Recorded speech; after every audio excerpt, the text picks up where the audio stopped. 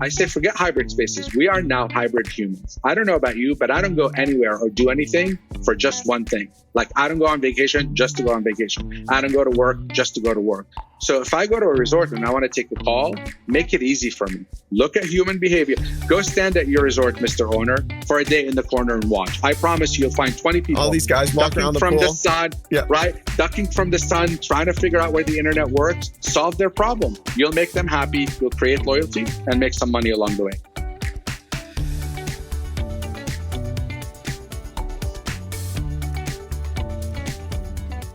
Bashar, welcome to Masters of Moments. Thanks for coming on. I'm really excited to go down the rabbit hole with you. Get busy living or get busy dying, friend. Let's go. Thanks. I love it. I don't even know what we're going to, where we should start, because there's going to be so much we're going to go into. So one place that came to mind is just to give everyone, the whole audience, a little bit of background of how you found your way to provenance. And we could start with a little bit of the foundation. So I am a dumb immigrant off the boat, came to the US to go to college. And because I didn't know any better, I decided to study hotel management. Who would have thought? So finished college and literally started from the ground up. And, people often talk about management training programs and all this fancy stuff. There's no management training program. I got out of college and literally worked every possible job you can imagine in the hospitality industry. When I say I cleaned toilets, I cleaned toilets for a while, not for a week, kind of moving around following a housekeeper. I made eggs. I did all the things you can imagine. And I think it's such an amazing foundation that helps you in the future. And you're sort of begrudgingly doing it as you're doing it, but you realize its value long term.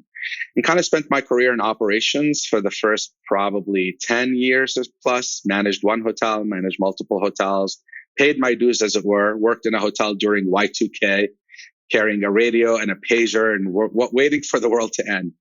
And from there, I sort of switched to the real estate side of the business, always inside of hotel companies, and started doing deals, doing renovations, doing refinancing. And it's interesting because I tell people I literally could go fry you a couple of mean eggs, and I'm happy to go to negotiate a $500 million CMBS deal for you. So it's always refreshing to have that background because I feel that it's empowered me. If I'm going to go tell someone you're not doing it right, it's because I've done it. So in 2006, I was in Portland, Oregon, doing my own thing. Ended up joining Provenance Hotels, which was a family real estate business, I call it. And I really took it from a family real estate business to a hotel company, sort of owner operator for 15, 16 years. And, we early did sort of these independent. I love using that word because people talk about boutique and lifestyle and all of that. Ultimately, I'd say independent. Each hotel had its independent spirit. And for the last 2 years now, 3 years now, I have my own. I have two companies, one called Practice Hospitality, a hotel management company, sort of specializing in what I call the magic fairy dust that you can't really quantify or put a price tag on because there's a lot of great operators out there, but not many get it, as you know. And then I have another company called Disassembly, and that company is essentially whatever I wake up in the morning and want to tinker with, that's what I sort of dump that, whether it's real estate investment, venture investment, etc. So I've come to a place where I really want to do what I tell people. If it doesn't set your soul on fire, it's not worth the burn. So I have one company that pays the bills, which is great. And I have another where I sort of exercise passion. And just to clarify, which one pays the bills? Practice Hospitality, the management company. So that pays the bills. All right, we're going to get to all that, but I want to just hang on something you said, which is really starting from the ground up and doing all the jobs in the industry. Now, you're in the cool part of hospitality. You have it figured out. You have the fairy dust. But do you think a lot of your peers and colleagues have scrambled eggs and cleaned toilets, or did they just get cool? And does that give you an advantage over others, if so? I would say anyone who says they're cool, by definition, is not cool. Because all the cool people that I know don't say they're cool, right? They just are. So I think this idea of cool, this elusive cool, dope, as it were, I think some people just live in that world naturally. And it's a function of, look, if you put on a persona for your company, that is not you. It's a recipe for failure and disaster. you kind of have to do it. It has to be you. It has to come from inside of you. So the cool part, let's park that aside for a minute. On the operating side, I think paying your dues has been valuable for me. It's definitely not necessary. There's fantastic people out there that have never cleaned a toilet sort of officially in their life and still very successful. I just feel that it grounds you and it gives you a true foundation and understanding of the blight of our people, right? Like a lot of our people have shitty jobs, no pun intended. Like these aren't glamorous jobs. And I think if you've done them, truly have done them and have an appreciation for them, it just informs you better as an operator. So that's more on the technical side. On the cool side, again, look, I tell people being relevant is hard work. And I'll give you this example if you allow me for a minute. I'll digress. Back in the 2000s and the late 90s, there were hotel gods in my world. Gods, right? Like these guys, mostly guys, sadly, that wore Brioni suits, spoke 5 languages, had a secretary that they were sleeping with because that was part of the deal, traveled the world, and they thought they knew everything. And those are the guys who said, oh, that internet thing is a fad. It's going to go away. Those guys today, they were hotel gods, are calling me looking for work. And you say, like, what happened to you? Like, you were God. And what happened to them is they thought they knew everything and they thought they don't need to learn anymore. And, you know, from our connection together, like I'm a perpetual student. So one of my claim to fame, for those who don't know, is I never stayed in any hotel more than once or one night. New York, 3 nights means 3 new hotels every single time. I'm at 229 in Manhattan is my current count. And people say, are you crazy? Like, why do you do that? Because I say, the minute I think I know everything, I'm dead.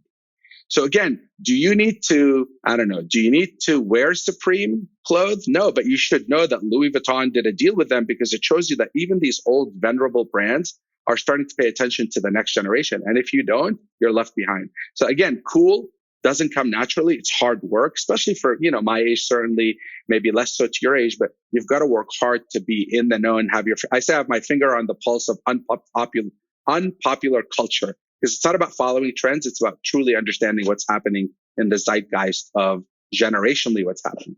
So what did the guys in the Brioni suits miss?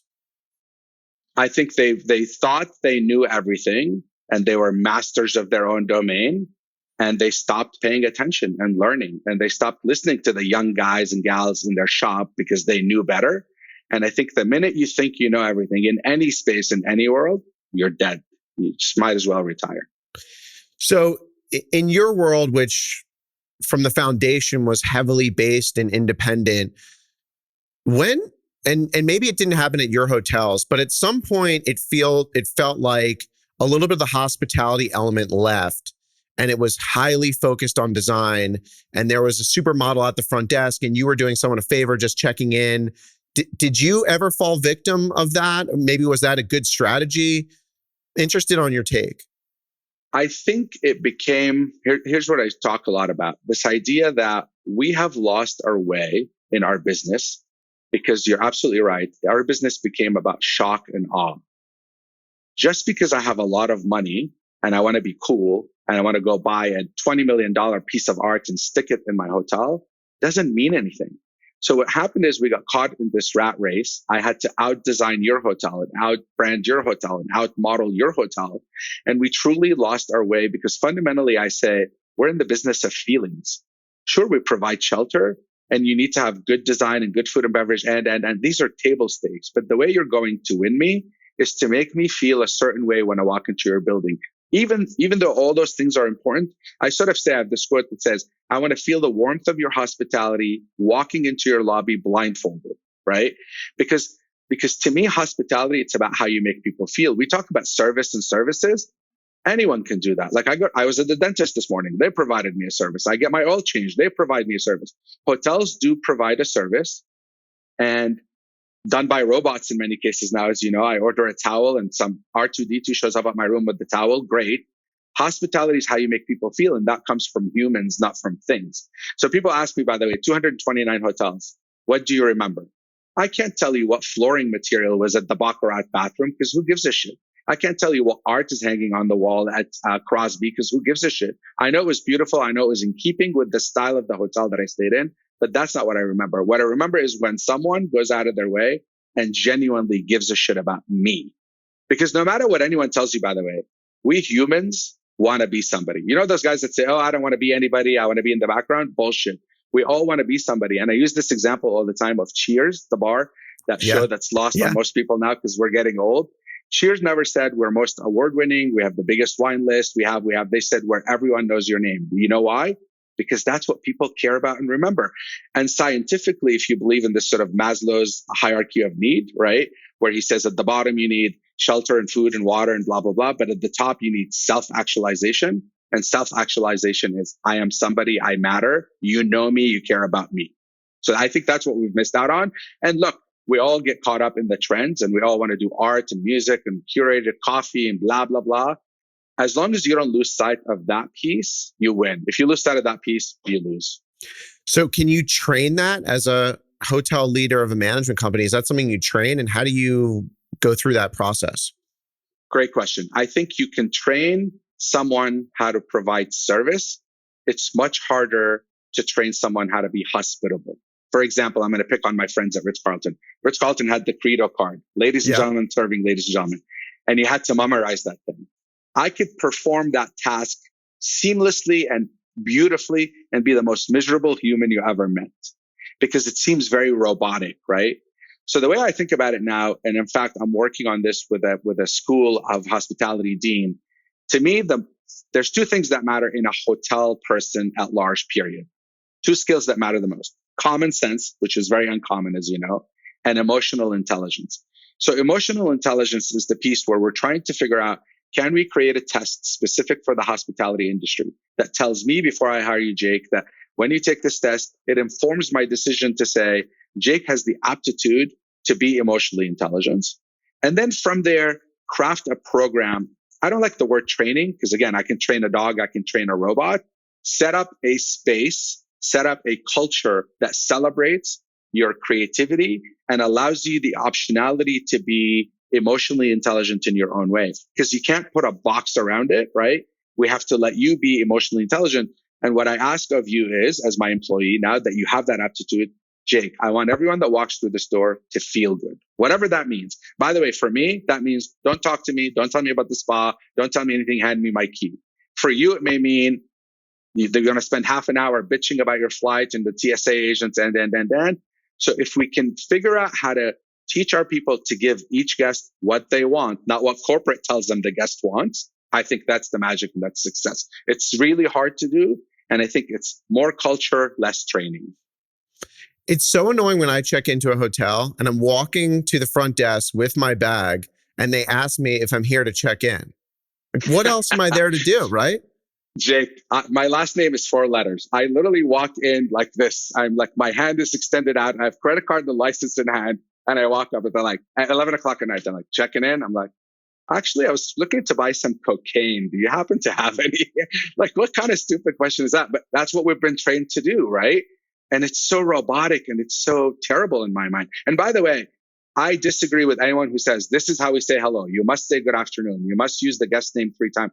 Who gives a shit about any of that stuff anymore? That seems so 1992. Like, give me read body language and say, this guy clearly is in a hurry. He doesn't want to talk to me. Mr. Wali, here's your key. Go away. Literally, I'm happy. 5-star. You start telling me about the spa. You know, it's 11 o'clock at night. The spa's closed. I'm here for one night, leaving at 7. Why are you wasting your breath? Again, emotional intelligence. It's not training. It's emotional intelligence. So when you came into Provenance, this was a family business. They had some pretty interesting assets, some great bones, right? Was the vibe there, or is that something that you worked to create through the evolution of your time? I mean, when I came in, there were 4 hotels, so there weren't that many. And I would say because the founder was art-centric and a collector himself, there was a lot of art. But art, again, is one piece. And please forgive me for saying this word, storytellers, because I'm so sick and tired of that word and what it means anymore. But the idea is when I go to the Wynn, or when I go to whatever hotel it is, the Wynn, and Steve Wynn happens to own a Picasso and he puts it in the lobby, who gives a shit? Like, why is it there? There's no context. I think it's all about creating context to the story. And early days, we were into sort of finding that. And again, please don't throw up in your mouth as I say these words that I hate so much. You're hitting all the buzzwords. Thank you. We'd find these creators and these doers and makers that were doing interesting shit, right? Like truly interesting shit. And we would go to them And we would say, listen, we want you to be part of our family. We want you to make money. We want to give you exposure. No money for us. We don't want your money, but we want our guests to experience your cool shit. So come do it with us. So when we were doing those things early on, these programmatic things, not many people were doing them. Like in Portland, Oregon, we did, by the way, the first beehive on a roof, where we would take the honey from that beehive and use it in the food and the beverage and sell it in the minibar. And there was this crazy guy in town who was a beekeeper, and there was the blight of bees. The bees were dying. And of course, every lawyer and insurance company and corporate guy would say, don't do it. And we'd say, fuck it, we're doing it anyway. Like those to me were innovative things that were not about shock and awe. They were truly thoughtful about creating a handcrafted, unique local experience. So I would say the foundation was there, but it was happening with things. And where we returned it and we really discovered that that's the magic is you don't do it with things, you do it with people. Don't go buy the most cool thing in town because everyone knows about it. Go find the undiscovered person yet, bring them in, give them an audience, give them a stage. And if they win, by default, you've won. And how do you think of programmatic ventures today? Because a lot of the brands, copied your beehive and just said, okay, go buy a beehive from beehives.com and stick it on your roof. We're winning now. So how do you think about it in such a way where it feels curated? It gets harder and harder.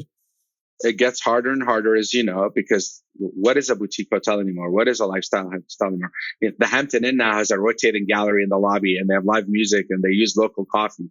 So the bar gets higher and higher. And in my opinion, back to your earlier point, people have figured that let's throw things at people and we'll impress them that way. And it's become hard to stand out. And this is the race to the bottom, as you know, for us owners, because all you're doing is you're adding more cost, and you're competing for the same customer. So the way I think about it now is this idea of, if you really think about the guest journey emotionally, right? Forget the CRM and all that business. Those are table stakes. We shouldn't be talking about those anymore. But if you think about the guest journey sort of emotionally and how you make them feel as they come into your hotel, I think the pendulum has swung. We swung way too far to shock and awe and things. And I'm starting to see, by the way, funny enough, you see the latest Four Seasons campaign. And I'm like, where were you 10 years ago when I was preaching this shit about really focus on the human at the center of this experience? By the way, I grew up in the Middle East and I love this quote. I tell people, this is the quote, why I got into the business. When a stranger shows up at your door, feed him for 3 days before you ask who he is, where he's from, and where he's going to. Because by then he'll either have the strength to answer or you'll be such good friends it won't matter. There's your Cornell 4-year degree. I just saved you $500,000. You're welcome. Everyone listen up. That's it. Fundamentally, that is our business. The quote didn't say decorate your tent and put out lights, and didn't say take out your best china, because none of that matters, right? What matters is you made that person feel that they've arrived. They're safe. They're part of the family. This, by the way, I've trademarked this sentence for hospitality: longing for belonging. Humans at large are longing for belonging. That's why this private club movement, I think, is just a function of, I want to find a place to belong. Where do I belong? Oh, I'm in Soho House. Oh, I'm at the Ned. Oh, I'm at the whatever, right? Noya House. So I think if you manage to find that beautiful art of making someone feel at home when they arrive, that's what's going to win you the game. Again, of course, you have to have curated coffee, and of course. But I feel that those things have become so ubiquitous. They're table stakes. They're the price of admission. Those things don't win you the game. They get you in the game. The way you win the game, in my opinion, is largely now emotional, because we humans have come to a place where everything has become ubiquitous and everything has been democratized. Like cool taste is democratized. You can look it up. Curb tells you how to build a cool hotel now. How do you win it? I think fundamentally, if you truly believe in this idea of Maslow's hierarchy of need, and you that believe at the very top is self-actualization. Self-actualization is just that. I'll give you a simple example. I'm whatever, Diamond on Delta. I go to the gate. My name is on the list and it's number 1. Sure, I'll take the upgrade, but I don't feel special, because that upgrade is a mathematical formula. No one at corporate said, oh, Bashar Wali, he's a really good guy. We better give him an upgrade because he matters. It's a mathematical formula. Same in hotels. I'm VIP. I don't want to be a VIP. I want to be me. So if you can figure out who I am and do something personalized for me, I'm yours for life. I am literally yours for life. So do you have a great example that one of your team members have done for someone else, or that's been done to you at a hotel to make you feel that way? Which, by the way, I'm still trying to reconcile with how you stay in 200 plus hotels in New York City, but then also want the belonging. So you got to tell me about that too, because there's eventually a hotel that you're going to want to come back to. Absolutely. And there is. And for me, it's not about me looking for belonging. It's about me learning that everyone is looking for belonging because of my neurotic travel. I sort of feel that I have a good pulse on what's happening. So I do it for education. But at the end of the day, I want to feel special and I want to feel that I belong. And there's Crosby in New York, one of my favorite hotels. I'll go there again and again, yep. Right? Like all day long, because I feel that I belong, right? Like I feel like I've arrived. This is home. So what can you do to accomplish this sort of, again, push the button for someone to have hit self-actualization? So for me, I did a TED talk on this where it's a long story. I won't waste time on it now, but the idea is someone went and found something personal about me, right? And gave me something in the room. And the story goes, I like the show Blackish, right? Not on TV anymore, but it was recently on there. So I get this amenity in a room with the wine and the cheese and all that stuff. And there's a note in there that says, blah, blah, blah, welcome, all the bullshit that you get at every single hotel. And at the bottom, it said, P.S. The show Blackish is on Channel 8 at 9 o'clock tonight. Mind blown. So, of course, I open up my computer, browser in private. I look up my name and realize that the public portion of my Facebook profile said that I like that show. That's it. That's all you have to do. I am yours for life. And by the way, I will now forgive a lot of your physical sins, old hotel, thin walls, whatever. I'll forgive all of that because you made me feel that I matter. Not that I'm a VIP, because the VIP was the tray, the fruit tray and the wine. Who gives a shit? You made me feel that I matter because you took 30 seconds of your time to learn about me. So I think that's the magic. And by the way, you can't do this at a 1,000-room hotel, but you also don't have to do it for every single person. So, and now, by the way, technology enables us to do that. Like there's a lot of, technology that scrapes the web and will say, Jake likes, I don't know, whatever. So let's give Jake a bourbon when he comes up to the bar without him asking, because that's what's going to make him feel, holy shit, I am somebody. So I think if you do it for enough people, and in the kind of hotels you and I do, sort of reasonable size, you can accomplish that goal. But to me, it's really about sort of starting that process. Do it for one guest a day, then do it for 10, then do it for 20. And you'll be amazed. I mean, you know what happens with sort of grassroots marketing. Someone will tell someone, and before you know it, you don't need to market anymore. You are it. You are the hotel. So does the personalization come in with them finding something about you, maybe online or in what's out there in the world, and then putting their own spin on it? Because it seems like then Hilton or Marriott could just come along and say, Google everyone and write them a little note based on their last Twitter post. They can and will if they're smart. And I think that would be to my satisfaction that everyone in our industry realizes the power of this idea. I say, by the way, the future of luxury is ultra personalization, right? It's no longer about ladies and gentlemen serving ladies and gentlemen. It's no longer about spending 5 hours at Noma for a 90-course dinner. Like nobody wants that. We want what we want, and we want to feel that it's being done for us, to us only. So I think the more we learn, and by the way, there's a little bit of a big brother thing here. Like you can get creepy into this territory. You've got to be careful. But I think fundamentally, I'll give you an example. I am Titanium Elite on Marriott, their top status. I've stayed in many, many, many Marriotts over the years. I like my room 64 degrees year round. Winter, summer, I don't care if I'm in the Arctic Circle or if I'm in Brazil. You would think once ever out of all these Marriott hotels, Titanium Elite, 20% of your customers give you 80% of your business. Someone would turn that temperature down in advance of my arrival, which they can do remotely, as you know, and take credit for it and say, hey, we got you. We know you like your room cold. We turned it down for you. Not once. So these big brands that have these CRM systems that we could never dream of, we independent guys, they have the resources to spend on it. And if they haven't figured it out yet, it's going to take them a long time to figure it out.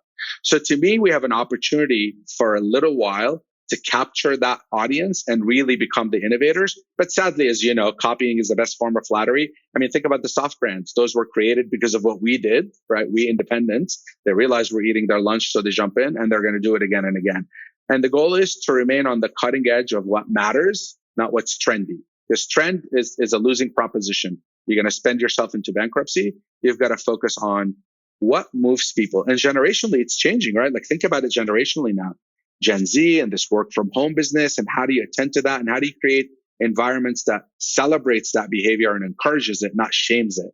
So I think, look, this is back to my earlier point. you've got to stay current. You've got to keep up. You can't say, I figured it out. I got art. I got coffee. I got, check done. I'm going to go sit at home and put my feet up and enjoy. You've got to constantly stay and evolve because, whatever the quote goes, evolve or die or something like that. Like you've got to stay relevant and informed. So you've owned hotels, you've managed hotels, you've invested in hotels. Is there a size that you look for that would be prohibitive on the small or the large size to say, no, I can't do this? I mean, it's funny. I wish I could give you that sort of hard and fast rule. You know how it goes. We get enamored too quickly. And I assume you and I fall in that same category. I would say realistically, 150 seems to be the magic number for what I do, urban, city center, sort of business and leisure hotels. Anything above 300 it loses its soul a little bit. And anything below 100, just the math doesn't work. I mean, you know how the math work on fixed versus variable cost? 100%. I feel that 120 to 270, if I had to give you a scientific bookend, and I'd say 175 sits right in the middle of that.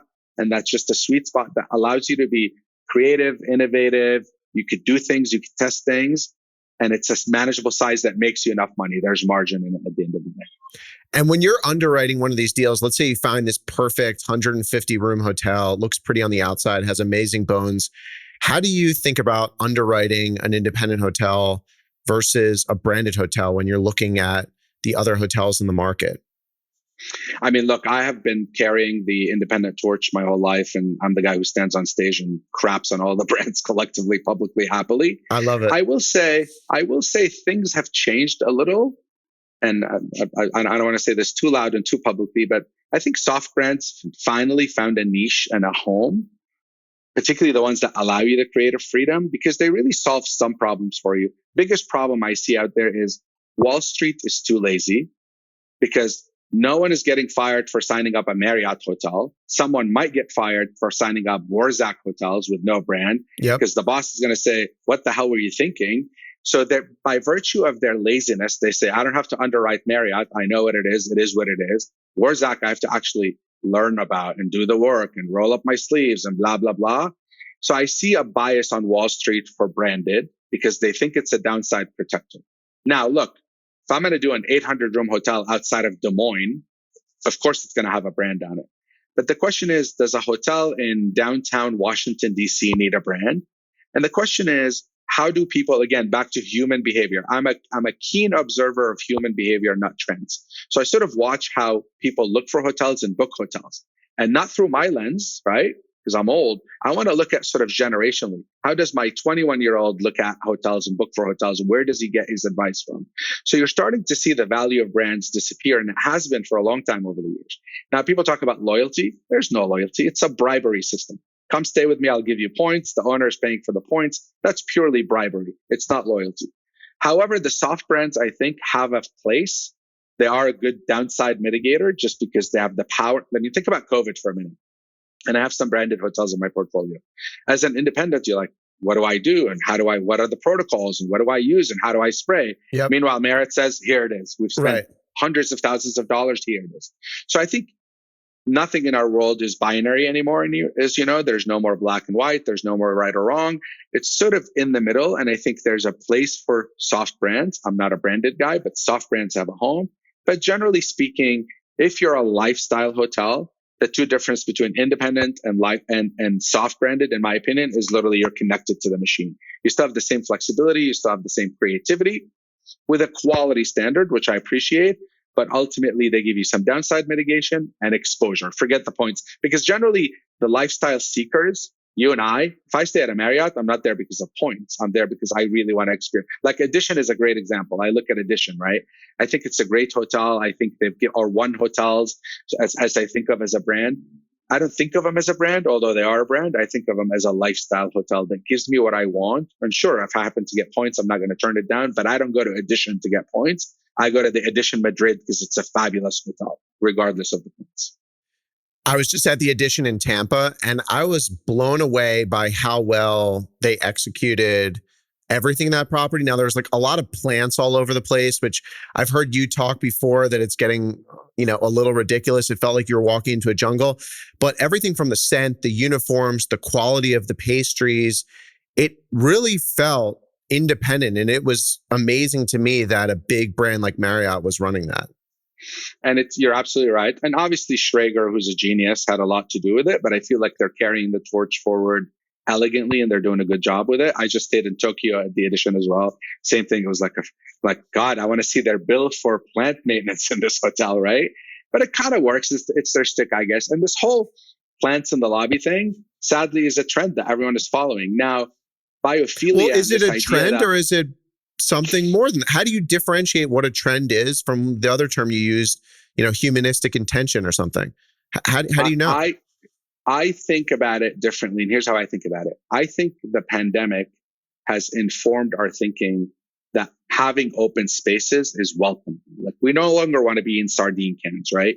And we want to be in touch with in nature, which is sort of, it's in our DNA. We all want to run into the forest because that's what we know as a species. Yeah. So I think bringing the outside in elegantly is really important, whether it's visually or actually, like windows. By the way, I think one of the most underrated amenities in a hotel room is a window that functions. Like, I want to open the window and get some fresh air because I think about that air in my hotel room, right? Sort of being stagnant. And Barry Sternlicht is a huge proponent of that as well. Totally agree. And I think he's done it early on and done it well with one.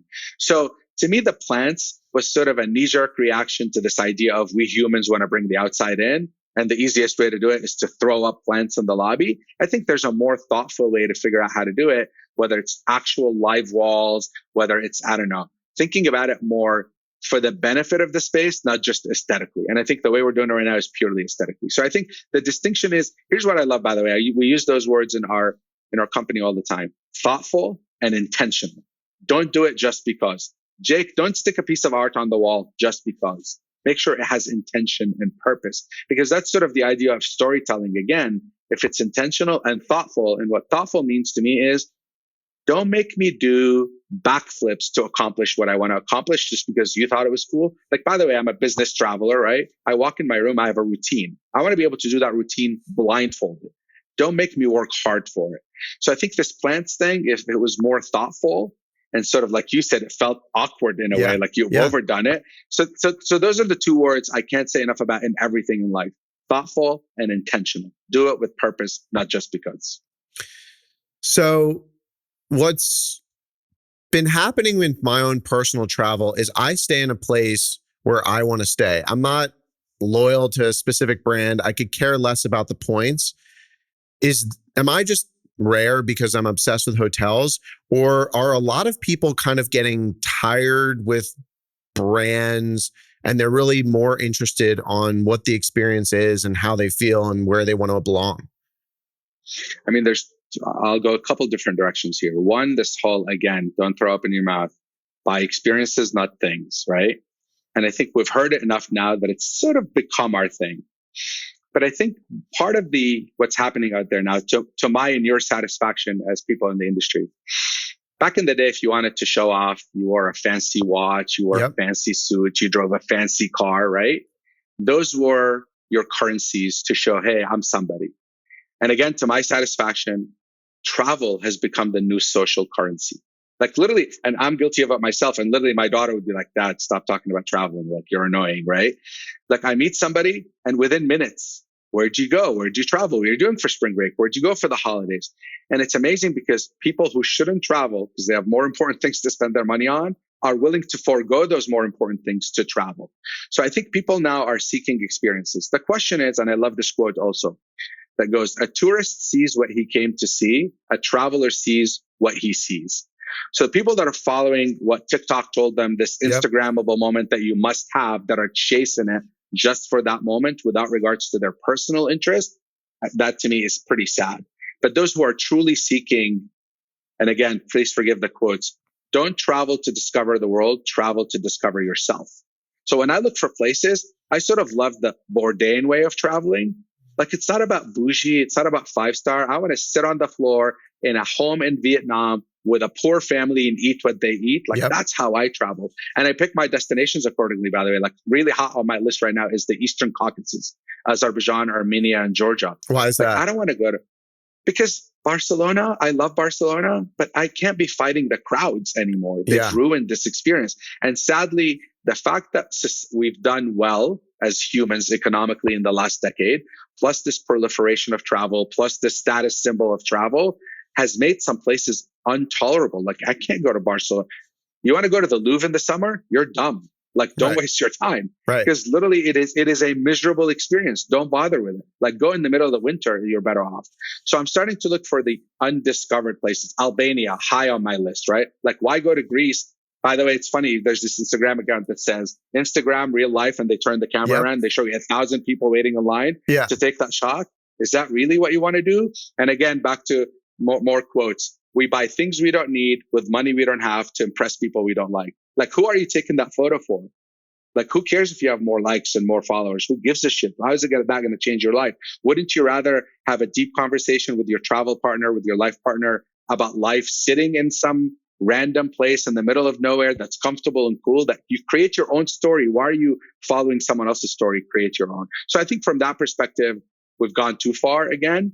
But you asked, how do I travel? I travel like you. Like, I'm looking for where I want to go. What gets me excited? Not following some trend. I have started to get turned off by seeing a hotel on Instagram too many times, whether it's a resort or a city hotel. And I'm kind of like, like, too many people I know have been there. Like, I kind of don't want to go there anymore.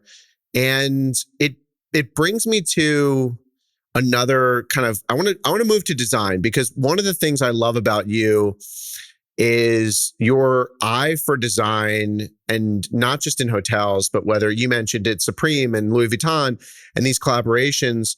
But one thing that I think is interesting, Soho House did an amazing job with curating these F&B spaces with hotels. But now it seems like a lot of people are trying to copy paste that into their brand or their hotel. And in some ways, I'm like, okay, well, it's comfortable. That's where people want to be. But in other ways, I'm starting to get bored. So is the new way of design just tried and true? Or do you have to like come up with some trendy thing to be relevant? It's funny. So I'm in LA 4 nights. I stay in 4 different hotels. I wake up on the 5th morning and I say, take the signs off of those buildings, shuffle them, and put them back up randomly. I wouldn't know the difference. Right. So again, design has become ubiquitous. And sure, Soho House early on really had a sense of style that was their own, sort of textures and layers. And the room felt like your rich uncle's house in England, right? Like, that's what it felt like. And that was their thing. But the minute it gets copied again and again, you're like, okay, it kind of becomes, I don't know, becomes too expected, and almost, it's still comfortable, right? I love Soho House room. I stayed in Austin, fantastic room. But ultimately, there's nothing innovative or exciting about it because you've seen it again and again. Now, does that mean you throw it all away and do something different just because you want to fly your own freak flag or break away from the herd? Not necessarily. But I think design does need to evolve a little. And I think, again, you think about how the pandemic has informed our lives. And back to my earlier comment, watch how humans interact with the space and try to accommodate them. Sure, with design, there's trends, but you and I love timeless hotels. Like, I walk into a hotel, I'm like, I can't tell you what year or what decade this is. It's iconic. That's when you achieved huge success. So I think design does need to evolve. And I think copying is the best form of flattery, again, right? But at some point, you have to be innovative. I'm going to give you a real example and a shout out to a friend of yours or mine. I stayed at the proper Santa Monica. I was in Austin. I was in Austin for 4 nights. I stayed at Soho House, Magdalena, South Congress, and Proper. I walk into Proper Austin. It's refreshing. It's different. It stands out, right? It's got its own style. It's got its own sensibility. The uniforms are on point. By the way, most importantly, the service. And I ended up meeting the GM, Carla, amazing, and spent an hour with her at the bar. And how good is the food, by the way? The food is amazing. Unreal. But ask me what kind of art was on the wall. I don't know. Ask me what the floor was. I don't know. You know what I know? That I talked to Carla for an hour and it was refreshing. Like, that's what I remember. So I think when I look at their design, and Kelly, people sort of put Kelly in a corner and say she has a sense of style that's the same. I disagree. I think you see her evolving from sort of the early Viceroy days And now you look at the propers, like the proper San Francisco looks nothing like Santa Monica, looks Right. nothing like Austin. So I feel like she's figured out how to continue to innovate and be a leader without necessarily trying too hard or being too cute or doing things that make no sense. I feel like their work is thoughtful and intentional in every way. And I think they accomplish it greatly. One is another great example, and you have one in your portfolio. I think they're similar enough, but different enough. And you feel that they're new, fresh, and innovative. Edition we talked about, again, I feel they hit it. To me, Ferndale, spectacular job they do. And although their hotels have a look that's her sensibility, Kit Kemp's sensibility, they seem to really capture a moment in time that's timeless. So there's a lot of those that I love. But unfortunately, design has become ubiquitous, right? Like everybody copies everybody and it's too easy. And there's too many Pinterest boards. And again, I just threw up in my mouth and too many curved and too many whatever. But the goal is be thoughtful, be intentional in everything you do. And you have to sort of see what's happening. I gave you the example. I'm working on a hotel ground up in Bentonville, Arkansas. And we're talking independent and we're talking about like, how do we be different? How do we do things differently? And we talked about the pandemic and this idea of bringing the outside in. So we're spending a lot of time thinking about this concept and how do you execute in real life, and how do you consider it of climate? Don't put garage doors in a place where there's mosquitoes because that doesn't make any sense, right? Like you have to really be thoughtful about it. So I think you can't just copy paste anymore. And you as an owner have to be at the table. And you want to make sure you hire a design team that's innovative, not just because they've won awards, but because they really are keeping up. And it's hard work. And what's the approach you use to find the design team? The Kelly project, the Proper Austin is interesting because it's a brand new building. So she's not dealing with some amazing bones. I mean, this was like glass and steel and concrete. So what do you do to find a designer to work on a project? I get asked this question all the time, as you know, at the design conferences we go to. And I say to people, you all underestimate the power of chemistry. Like, make sure I like you. Like, let's figure out a way to challenge each other because that's where you're going to get the best design. I don't want you to be a yes man or woman. I don't want to say, see the Austin proper. I want to do that. Like, terrible.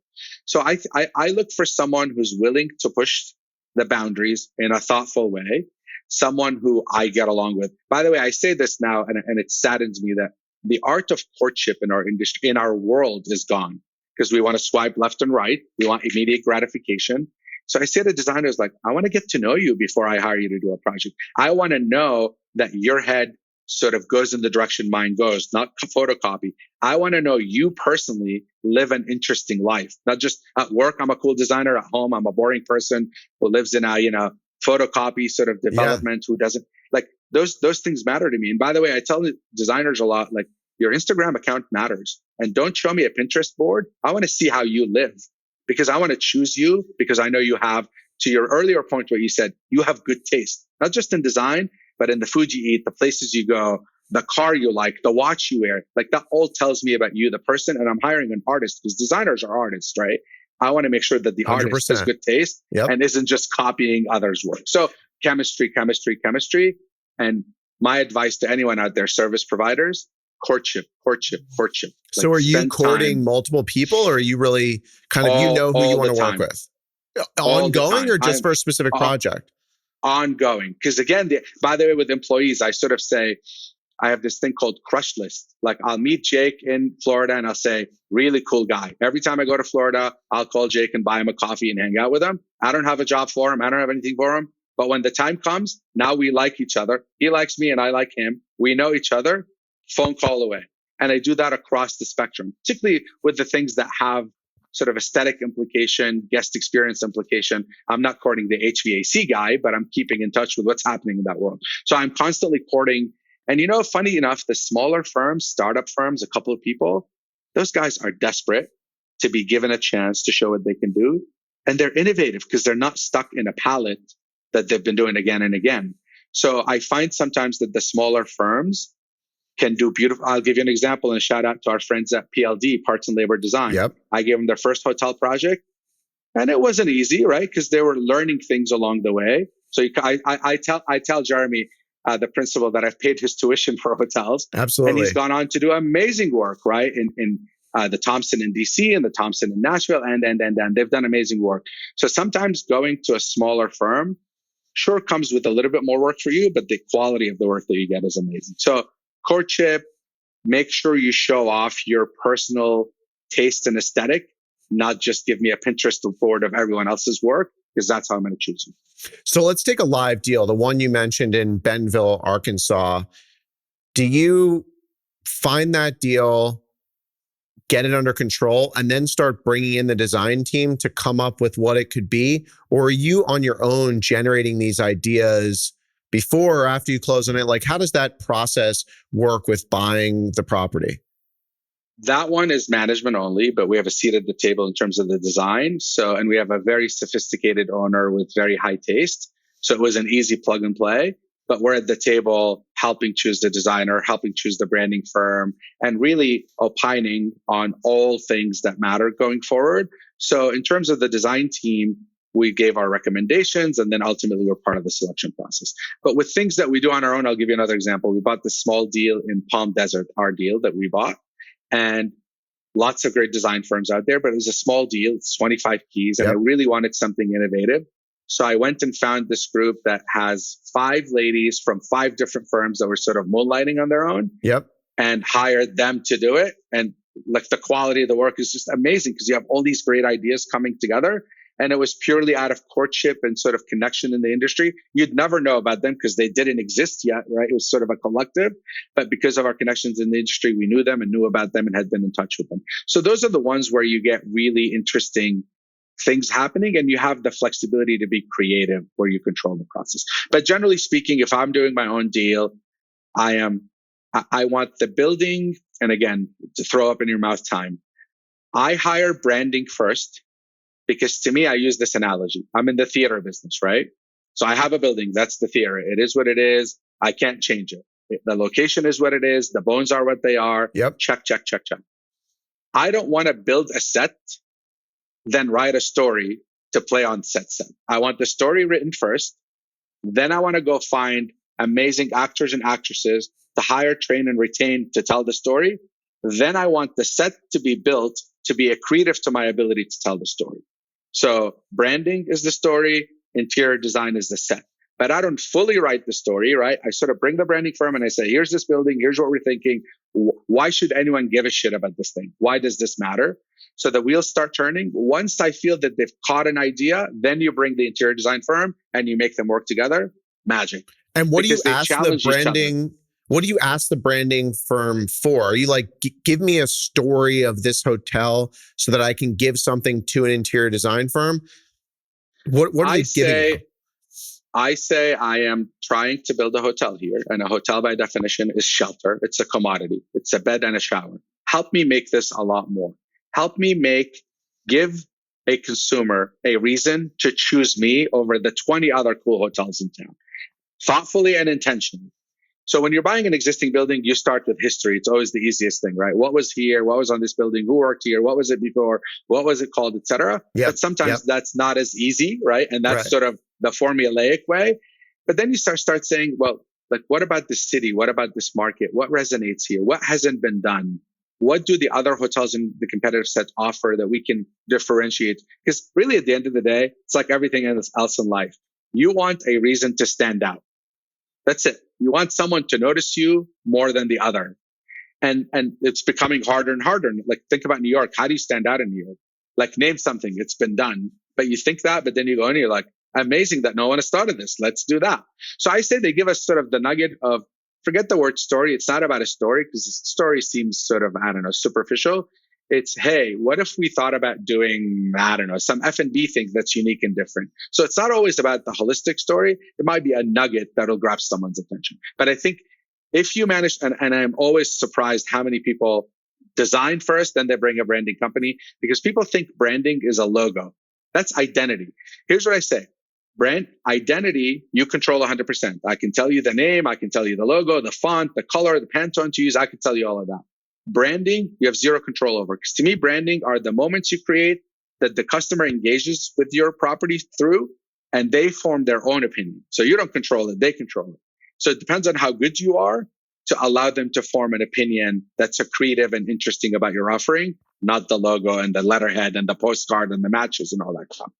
So do you have design firms do the branding, or is this a completely separate operation? It's funny. I've seen this again and again, and it seems like everybody's getting in every business. I am a fan of separating the responsibilities, architecture, design, and branding, because I truly think that those teams, if chosen correctly, make each other better for the ultimate benefit of With you a little bit of getting a great attention. offering. Exactly. When you throw it all in one, it ends up sort of being, hey, we're really good at making meatloaf. So you get meatloaf in design and meatloaf in branding and meatloaf in architecture. I think it'd be interesting to sort of mix them and really get people. And by the way, I am now focusing more on retail as inspiration than hotels. Because to your earlier point, everything is the same. But retail out of necessity had to become innovative to survive because they were dying. By the way, people say retail is dying. Retail is absolutely not dying. Browsing is dying. Retail is not dying. So you walk into a Nike store. I'm in Portland, Oregon. Nike's here in my backyard. They're not selling you sneakers anymore. You walk into the store. It's like Disneyland. It's an experience. And what they're trying to do is engage you with them, with their brand, to make you a fan, to then say, okay, of course I'm going to buy Nike sneakers. These are amazing. Monocle, a lot of those brands are finally realizing it. And I truly look at retail for inspiration now far more than I do hotels, because hotels would become sort of stale. And I think we need a new movement to really change how we do business. Again, not cute. I stayed at a hotel, to remain nameless, in Nashville, small, tiny little hotel. And I stood out like a sore thumb walking in there with my briefcase and my Tumi. And I say to people, like, if you're doing a model photo shoot in that room, perfect. If you're doing another shoot of some kind, perfect. But I don't need to do human origami to get into my bed. Literally, I'm like, how do I get into this bed? So to me, sometimes we get too cute. That's not what I'm talking about. I'm talking about intentional, thoughtful, again, proper, great example, design, really thinking about food and beverage differently, really thinking about how spaces inspire you differently. I'll give you an example from Proper. Brian Deloe is going to owe me a lot of money for giving him all these let's go. He'll pay up. Yeah. Let's do it. So the most photographed part in the lobby is these stairs, where Kelly took the tiles of Portugal and Spain and did it in carpet and laid it on these stairs. So you look at it and you're like, is it tile? Is it carpet? Like, think about how simple that is, but it's innovative. Wow. It was thoughtful and intentional. She's like, I'm not going to do tile. It doesn't fit in this design, but I'm going to take that tile aesthetic into carpet and lay it on the stair. So to me, there are ways and moments to be really innovative. But again, don't do it. Don't go put tile on a floor where it's going to get wet, I'm going to slip and it's going to be loud and all of that just because tile is cool. Think about it differently. So people ask me all the time, hey, I found this cool little 20 hotel. Do you want to buy it? Or an entrepreneur says, hey, I want to do it myself.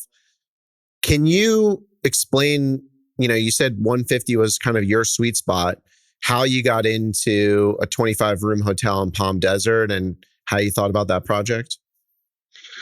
If you come to me and say, hey, I found this great 12-room thing that I want to do somewhere, I'll say, Jake, wait till you make enough money that you're prepared to lose a lot of it, then go do that thing in retirement as a hobby. Because they just don't make sense, right? Like, it just requires too much work. And if you pay yourself minimum wage, you'll lose given the amount of time you have to spend on them. People underestimate the complexity of hotel operations, right? It's one of the few businesses open 24/7, 365, and you're dealing. You buy an office building, you lease an office for 20 years, you're done. Apartment, you lease it for a year, you're done. You're leasing every night in a hotel.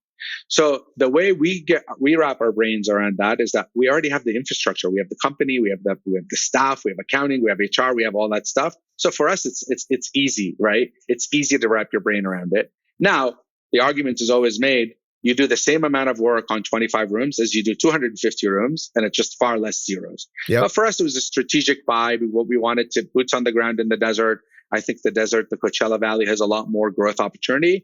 And our goal eventually was to aggregate, right? End up with 10 of those places and give them sort of centralized service. But if it were one-off thing, I probably wouldn't have done it.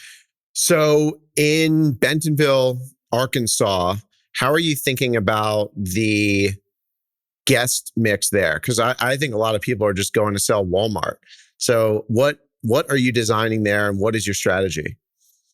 You'd be surprised, by the way, if you haven't been recently, and I was blown away. I had been in the 90s and then went recently, and it is truly a spectacular town, and the arts and the food and beverage scene, and it's become a global destination for mountain biking and. I mean, I can go on and on and on and on. It truly is a great destination. They have a Soho House like private club, arguably better fit. Really? Lake Street. Yeah. Really, I mean, I can't say enough about it. And there's currently only a 21C that crushes it there. Yep. So sure, Walmart obviously is the 800-pound gorilla there in terms of employment and reason to go. But we really are thinking about beyond just Monday through Thursday road warriors. We're sort of thinking about social, off seasons, etc. We're building a independent hotel that you could pick up and put in New York City or Chicago or DC or Miami or, and it would be a formidable offering regardless. And I think there's enough in the market demand for that higher end, thoughtful, intentional, great design, fantastic F&B. We're doing 135 rooms. I don't think the market can handle 10 of those just because of supply and demand. Right. But certainly we'll be at the top of the market with the 21C, giving those who are seeking experiences, not points, not sort of per diem. And there's great, I love the Element there, right? Part of the Marriott brand. I stay there when I go there. It's like easy, convenient. It's not a lifestyle thing. It's super convenient, gives you all the bells and whistles that you want at an affordable rate, and you get points, right? So there's that customer. There'll always be that customer, sort of the person you're talking about. But I think there's a lot more in that market to offer for those discerning that are willing to pay a little more. So COVID. And again, by the way, it's funny. I talk about, sorry to interrupt. I talk about the flyover states and I say, that was a thing back in the day, but the internet has democratized everything. Everyone has good taste and understand what good taste is and understand what good food and beverage is. It's not like people living in the dark ages. So I think anyone who discounts the middle of the country is foolish. And sometimes I say, you know what? Let the REITs and the big private equity firms fight for Miami, LA, and New York. I'm happy to go make money in Bentonville and St. Louis and Kansas City and Des Moines and. There's a great country out there with amazing cities, with amazing buildings, low cost of entry that justifies the deal to allow you to charge what the market can bear and still make money and not be fighting for every penny in those, primary markets. So you don't think those cool places that became so vogue and on everyone's list during COVID, I think, by the way, as a result of like Austin, Nashville blowing up, you think these places have real runway? Some of these small towns, maybe like Greenville, Raleigh, Bentonville. I think there has to be a reason beyond just, I can't travel to Europe. I need a place to go. I can drive to this place, right? Because that's short-lived. Although I argue that the pandemic has shown us Americans that this country is a spectacular country with lots of places we don't know. I mean, think about if I fly from Seattle to Miami, if I were in Europe, I would have crossed 7 countries, right? Right. So this idea that, we should go to South Dakota and check it out because it's a fantastic place with amazing things to see and. So I think the pandemic showed us America is a big place with plenty of beautiful spaces. However, I think the exponential demand that COVID created is going to subside some, like national parks, right? I say on a scale of 1 to 10, the national parks on a hype factor were at a 4. The pandemic made them a 14. They're not going back to a 4. They're going to go to a 7, right? And 8. So that means those cities that are gateways to the national parks are important and they matter because Jake and his family don't want to go stay in some roadside motel just because they want to go see a national park. Give them a good offering that's consistent with that experience and they'll pay you for it. So I think a lot of those tertiary markets that got a lot of attention because of COVID cannot take their 2021 results and bank on it going forward. I think they need to be realistic and adjust their expectations. So it's a blend between 19's results, 21 results to sort of predict the future. I think they're here to stay. Now, Bentonville, again, we're stuck on that example, different example because there's more demand generators than just drive-to tourism. So I think those are here to stay. But some markets that are purely tourism drive-to destinations should definitely be wise to think about what does it look like in a year or two and not take last year record-breaking in every way and assume it's the future. Are these then tent hotel companies and Airstream hotel companies that are adjacent to national parks more of a fad than an actual business because of A, scale, B, people are just going to get bored and do something else? Great question. And I have lots of friends in that space, as do you, whether it's Getaway, Under Canvas, Collective Retreats. They all have amazing offerings. I think they're here to stay. I think there's 2 problems. One, people underestimated the barrier to entry. You can't just say, I'm going to go to Yellowstone and throw a few tents in the middle. Like it is not that easy. Thankfully, it's not that easy. to protect those amazing open spaces. So the barrier to entry is backbreaking, and they're realizing that quickly. So it limits their ability to grow. And because there's quote unquote zero barrier to entry to enter that space, all you need is a couple of bucks on a website and one location. You can say, hi, we're in business. I think it's getting crowded, and the creme de la creme will rise to the top. Those that are well capitalized, that have a sound business plan, that can create scale quickly will survive. Many will fold. Many will get combined and merged. I think, again, it's here to stay, the concept. But again, the pandemic created exponential demand. And those who thought that was sustainable long-term are going to end up losing because it's not sustainable long-term. Do you guys do all the food and beverage in your hotel, or do you partner with people? Generally speaking, historically, we've said hotel people do only one thing to food and beverage, and that's screw it up, right? So early days, we were stupid to think that leases were the path because leases gave us a false sense of security. And whether that chef or entrepreneur signs their firstborn and car and house as collateral, you're not going to foreclose on them, right? Nope. So we gave up on this idea of a lease. Unless you're like Landry's and you want to be my tenant, okay, you're a credit tenant. Anything other than that doesn't matter. Right. So then we went to the management agreement thing, and we felt the management agreement is somewhat one-sided, like they have no dog in the fight. Even with an incentive management fee, it didn't feel like the right structure. The best deals we've ever done are JVs, where I find Jake, who's a number 2 at a great restaurant, who's a rising star. He's doing all the work, getting none of the attention or accolades. And I'll go to Jake and I'll say, okay, Jake, let's go. I'm going to set you up in business. You're going to be my partner. I'm not only going to pay you a salary while you're doing the work, but you're my partner. And once you're able to get this place on its feet and stop being the chef or the GM or whatever, you stop taking that salary. Let's go do another together. Those have been the best for me. And I think, again, they accomplish all of the goals. And, again, like I said, you take someone, a rising star, and you give them a chance and you make them successful, by definition, you've succeeded, because it's not, F&B, you have plenty of your own. We can destroy it in F&B and our margin is 10%. Yep. It just doesn't move the needle. I'd rather someone else destroy it and me get 5% and have a fantastic offering than do 10% and have a mediocre offering. So to me, creativity in the food and beverage world, whatever the format is, I'm not stuck on lease, management agreement, JV, employee, but I want a partner. I don't want an employee. I want someone to be side by side with me. Let me do what I do well. Let them do what they do well. Again, chefs, they don't want to deal with HR and accounting and all that. We'll say, we got all that off your hand. You go do you, and we got the rest of it. So can any chef do this? Or are you finding the guys with a restaurant that have kind of built it before that maybe don't have the resources or the back office to expand? Or are you literally finding a rising star in a kitchen and saying, you cook, I'll kind of figure out everything else for you? We've done both. Obviously, it's easier if someone has had the experience in being more than just a chef working 80 hours a week, right? Because then they're single skill. And you want someone with a bit broader understanding of what it takes to run a business, not just sit there and cook, because then they're an overpaid cook. You don't need that. I want a partner.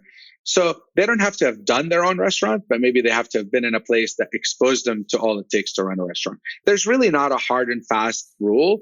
It's pretty situation and person dependent. But I have done the grab the rising star, who's a nobody, who's in the middle of the kitchen, and put their name on the door, so to speak, and give them the creative freedom to do what they do. I've done that too successfully. So it really depends on the situation. You mentioned third party, and that's where people manage hotels for someone else. And the hotel business is so hard. And a lot of people fail to realize this because of Hilton and Marriott, and they've gotten so big. But do you need to get into third party in order to scale your management business today? I mean, unless you have a fund or access to funds to grow meaningfully, it's just hard. That's why, by the way, management companies, left, right, and center, mergers and acquisitions, and the big keeps getting bigger, because it's a hard business to make money out at the end of the day. So if you do both and you're an owner operator, you know how hard it is until you get to scale.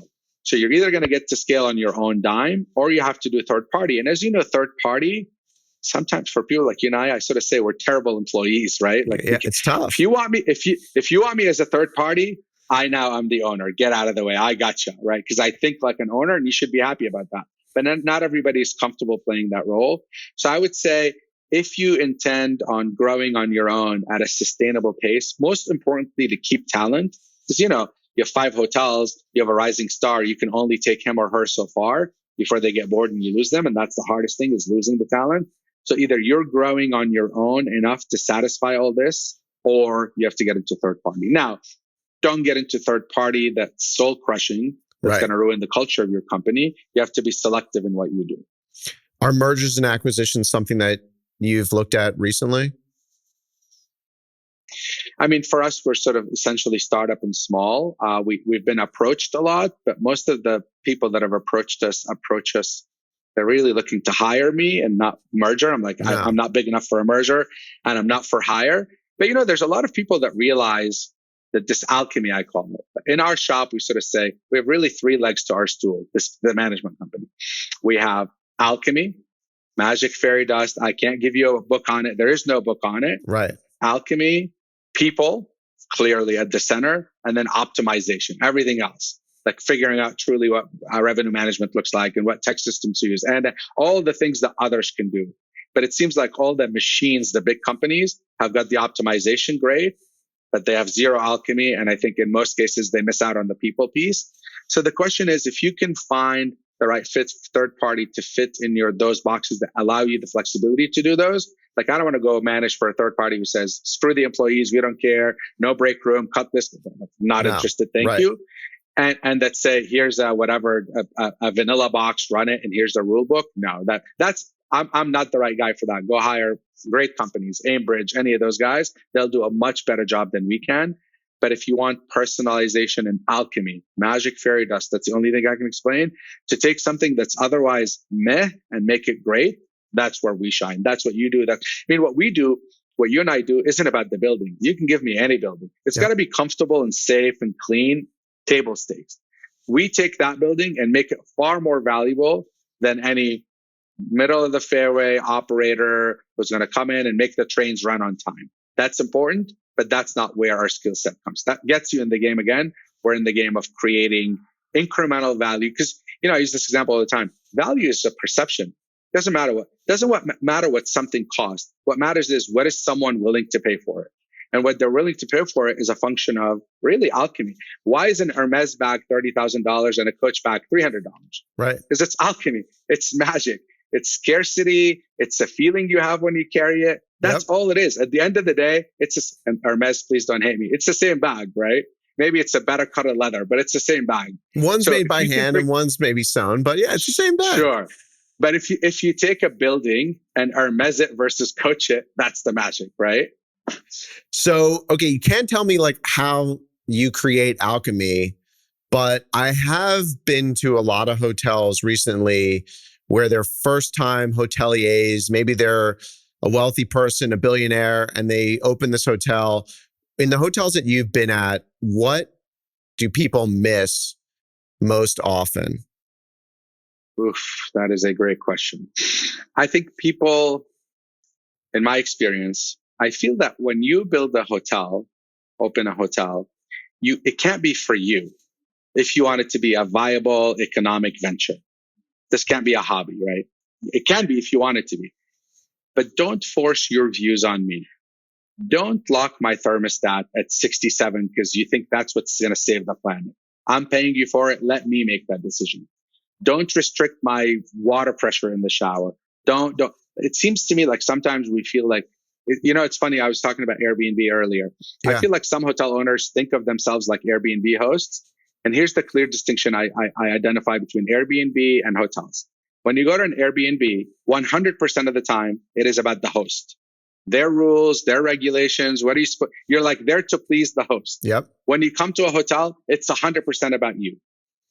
Zero about the hotel, it's about you. What can I do to make you more comfortable? What do you need? Yes, yes, yes, yes, yes. So I feel like some people who've gotten into the business recently want to box you into their box. That's not how it works. It's not about you, right? So I think that's what people miss the most is they inject their opinion in everything they're doing, their views, and they want you to follow. It's almost like saying, we're a Jewish hotel. You have to follow the Jewish way. Well, yeah. I'm glad you're Jewish and you believe that way, but that's not how it works. Or unless you want to say we're LGBT only. Got it. Perfect. Then we know exactly what I'm getting. I may choose you or not choose you on that. But don't try to be everything to everyone and then try to sort of limit everything through your narrow focus. Right. That's why I think It can be egotistical and be done well, but most of the time it's not. And the great example I use of sort of person-centric offering that's spectacular is Chiltern Firehouse in London, Andre Balazs. But he's a hotelier, like he's an experienced hotelier. So when he went to do that, like I tell people when I go into that hotel, you could feel the neurotic thinking. Andre Balazs spent probably a week figuring out what that light switch should feel like when you touch it and flip it. Like that to me is thoughtful, based on a person, but thoughtful. But again, it's not designed to make me suffer through the process because he thought this was better than that. What else about that hotel makes it so good and iconic? Other than the light switches. The attention to detail, the quality, the way it feels. It's an old fire station converted to a hotel that has 30 some rooms. Just the people, the uniforms, the vibe. Honestly, it's alchemy. Like I can't tell you. I walk in, I'm like, damn, this feels good. Like it has a certain thing about it that makes it feel so good. Look, it probably has the look of the Soho House, sort of this library British thing, but it felt really, really good. So that's the beauty of a lot of those places is how they make you feel. And you can't put your finger on it. What about exclusivity and scarcity? You know, another one would be hotel cost. Like you can't really make a reservation for the restaurant. Chiltern Firehouse, I'm sure people have stories about trying to get in and not. I think exclusivity works initially and then people move on, right? At some point, people are like, okay, this is too cute. It's too hard to get in. Forget it. I think that only works for a little while, but it does work. Here's what exclusivity does. It brings the tastemakers first, which then create hype about the place. But at some point, people are like, screw it. This is just too much. I'm not interested. I think if you do it well, it doesn't have to be so exclusive. The problem is it's the chicken and the egg. You do it so well, it becomes so popular, it becomes exclusive. It is exclusive. But that's essentially a good problem to have because you've done it so well. You've executed so flawlessly. Again, another quote of mine that I love is execution eats strategy for breakfast. Yep. We all dream about doing all this crap and it looks great on paper and business plans and design and all of that. Ultimately, you are as good as your night auditor who's standing at the desk alone at 3 a.m. when I show up from a delayed flight and I say I'm hungry and he or she says, the restaurant's closed. Hold on 1 second. Runs in the back and brings me a salad and says, hey, we had this in the fridge, all yours, on us. Like that to me is the win. It's not how many awards you've won and number one on Condé Nast and all that crap, because that's all crap at the end of the day. The moment of truth is that moment at 3 a.m. at the front desk, alone, one-on-one. So these table stakes that you keep talking about, I think you're taking them a little bit for granted because probably a lot of people screw them up. When you're coming up with a new hotel, whether it's Arkansas or Palm Desert or another hotel in your portfolio, are there elements that must be in the hotel? And I know you don't want to get down to a formula, but where you're like behind the scenes telling the designer, like, listen, I need this coffee shop here right by the lobby, or I need my shower like this. Is there anything like that? I mean, look, there's sort of, I throw things in 5 categories that must-haves, non-negotiable. Like those are table stakes. The sleep experience holistically. The mattress, the pillows, the sheets, how dark the room gets, the alarm clock, the green light on the smoke detector that should be hidden. Yep. Like the sleep experience, again, holistically. The bathroom experience, lighting, water pressure, the towels, the amenities, all the things that go into it. Service, clearly, number one, all the things that go into that. Wi-Fi, are we really still talking about Wi-Fi? Like if you don't have gig service, direct fiber into the hotel, just go home, close and go home, right. Literally close and go home. Like that's become like electricity. You can't tell me, well, the electricity works 8 hours a day, but then it's on. No, it's internet all the time. And then last but not least is sort of this whole technology piece, in-room technology. Forget the iPads and all that business. Like make sure you have the right channels. Make sure when I'm turning through the channels, there's not 5 channels that are empty in the middle that don't work. Yep. Make sure the TV is the right TV. By the way, pet peeve, make sure the remote has a sleep button on it. I like to leave the TV on and have like simple things that go a long way. Those non-negotiable, don't talk about it. And it's funny because that list keeps growing now. Good F&B. Jake, don't brag you have good F&B. It's mandatory. You can't get away without it. Like you have to have it. So does that mean a restaurant? Like what does F&B mean? At least a good bar. Because in today's world, in the post-made days, I don't really need you to have a spectacular 3-meal a day covering every food group I could dream of. But you better have a really good bar where I can sit and get a burger if I want to, or a salad if I want to. The menu can have 5 things on it. It doesn't matter. But they better be really, really, really good. Like that's not That is a table stake now. And it's funny, like good art is a table stake, but what is good art? That's more subjective than objective. The items I gave you arguably are all objective. Like a good sleep experience is a good sleep experience. Not many people can argue about it. You may like soft, I may like firm mattress, but fundamentally the experience is objective. The subjective things are what differentiates you now. The art, the branding, service levels are objective, but service style is subjective, I think. Like somebody wants formal, somebody not wants formal. So this is this emotional intelligence again. So a lot of people miss on those things, to your point. Yep. Like really? Like I'm in a corner room and there's no internet because there's not another access point. Do you want me to give you $100 to add another access point? Luxury hotel. It is mind numbing to me how many simple table stakes people miss. So you're absolutely right. It's even though they're table stakes, I'm not suggesting that everybody understands their value and how to do them. Last place I want to go. You said on this assembly, you are investing in brands, ideas, maybe real estate that you like. Anything recently that comes to mind that you think the viewers would find interesting? This is not an investment. I'm an advisor and have equity in the company. A company called Remo.club. Remo as in remote. Their proposition out of Ukraine, by the way, amazing fellow YPOers. Jake and I are in a group together called YPO. So this company says, Jake, you're a digital nomad. You're going to Cancun to hang out for the season and you want to work. You sit on the beach. The Wi-Fi doesn't work. It's too loud. It's too sunny. You can't do a Zoom call. You can't leave your computer alone. It's a miserable experience. Right. Yet there are 15 million digital nomads in North America alone. 15 million. Wow. And that number is growing. So their proposition is the following. We're going to take your pool deck, your beachside, whatever extra real estate you have that isn't working, and we're going to put it to work for you. We're going to create those, the Desert X at the Mirror House. Imagine like a cube of glass, one-way mirror out. You can see out but not in. Fully air conditioned, stand-up desk, etc. Herman Miller chair, gig internet. Check all the boxes, right? That you can rent for the day. Lock the door, leave your stuff behind. You're sitting inside this box working, watching the beach. You want to take a break, you go sit outside at the whatever, get a drink. Back in, you can rent it for an hour, you can rent it for a day. So that to me, what's really interesting about this company is they found a bona fide problem, found an elegant solution for it. And for you, hotel owner, costs you nothing. We do a revenue share model. We'll make your hotel more attractive because now the digital nomad is going to choose you. And listen, you and I on vacation with our kids, I need to take a call. It's funny. I'm going to digress for a second here. We keep talking about hybrid spaces, right? I say, forget hybrid spaces. We are now hybrid humans. I don't know about you, but I don't go anywhere or do anything for just one thing. Like I don't go on vacation just to go on vacation. I don't go to work just to go to work. I want to be able to live my entire life in a continuum, no matter where I am and what I do. So if I go to a resort and I want to take a call, make it easy for me. Look at human behavior.